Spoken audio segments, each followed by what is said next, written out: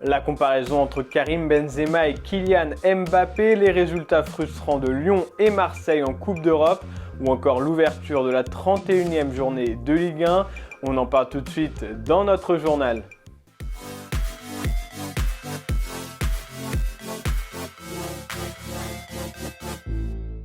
La France possède actuellement les deux meilleurs joueurs de la planète avec Karim Benzema et Kylian Mbappé. Que ce soit avec le Real Madrid ou le PSG, les deux joueurs impressionnent et multiplient les performances incroyables.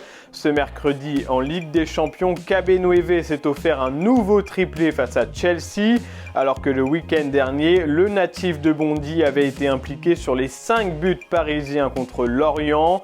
Alors qui est le plus fort? Le journal L'équipe s'est posé la question aujourd'hui. Au niveau des stats, il n'y a presque pas de débat puisque le Madrilène est devant quasiment dans chaque domaine. Benzema marque plus de buts, 37 contre 28, en ayant disputé moins de matchs. Il cadre plus souvent ses frappes et il réussit plus de passes dans les 30 derniers mètres. Mais Mbappé n'est pas loin à chaque fois et domine son aîné dans deux catégories. Le nombre de passes décisives, 17 contre 13, et beaucoup plus de dribbles tentés par match. Au final, les deux stars de l'équipe de France sont les joueurs les plus décisifs d'Europe et seul Robert Lewandowski parvient à les concurrencer. Deux joueurs au sommet de leur art qui vont se battre pour obtenir le Ballon d'Or et qui pourraient se retrouver sous le même maillot l'été prochain si Mbappé venait à rejoindre le Real. En attendant, ils évoluent déjà ensemble en équipe de France pour le plus grand bonheur du sélectionneur. Alors dites-nous en commentaire qui est pour vous le plus fort entre Benzema et Mbappé.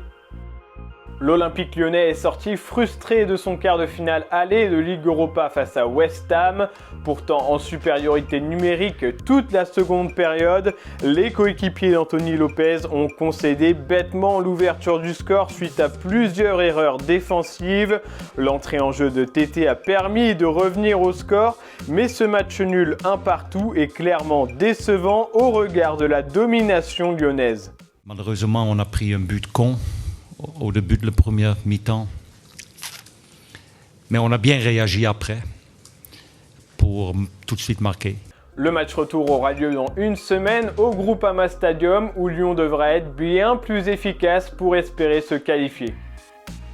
De son côté, l'Olympique de Marseille est sorti vainqueur de son duel avec le PAOK en Ligue Europa Conférence. Une victoire 2-1, mais là aussi des regrets pour l'équipe de Jorge Sampaoli, car elle a encore une fois concédé un but qui pourrait valoir cher lors du match retour dans une semaine. Surtout que l'OM se rendra en Grèce dans une ambiance qui s'annonce déjà bouillante, alors que de nombreux incidents ont éclaté à l'extérieur et à l'intérieur du stade Vélodrome. L'entraîneur du PAOK a prévenu que l'accueil sera hostile en Grèce. J'espère que Marseille sera accueilli de la manière dont on a été reçu ici. Je suis vraiment déçu de ce que j'ai vu aujourd'hui. Pour le football d'aujourd'hui, c'est vraiment pas acceptable. On a déjà beaucoup de violence à l'extérieur, pas besoin de l'avoir aussi au football. C'est décevant et c'est une mauvaise image de votre ville, de Marseille. Mais plutôt que les incidents, ce que l'on retiendra de ce match, c'est le but incroyable de Dimitri Payet. Sur un corner joué en retrait, le meneur de jeu olympien a envoyé un missile en demi-volée directement dans la lucarne. Un des buts de l'année qui est déjà un des favoris pour remporter le prix Puskás. Et après la Coupe d'Europe, place au championnat dès ce vendredi avec la 31e journée qui débute par un choc dans le bas de tableau entre Lorient et Saint-Etienne.